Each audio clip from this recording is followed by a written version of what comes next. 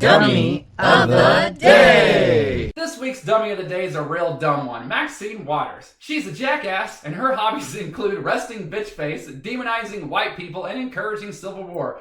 Here she is explaining how the word rioting is racist. Let's read this together.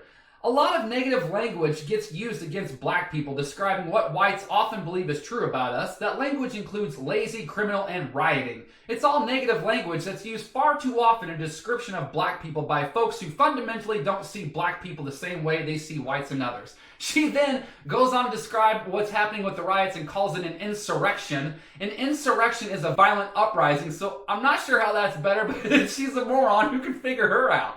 And in case you haven't heard, speaking of violent uprisings, next month, Occupy Wall Street is planning a siege on the White House. And here's the definition of siege. Well, we'll read it together. A military operation in which enemy forces surround a town or building, cutting off essential supplies with the aim of compelling the surrender of those inside.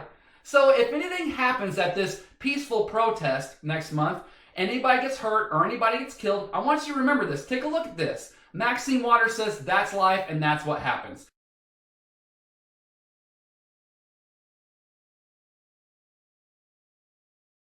I think you could. Within 24 hours, feel very comfortable. You don't molest little children.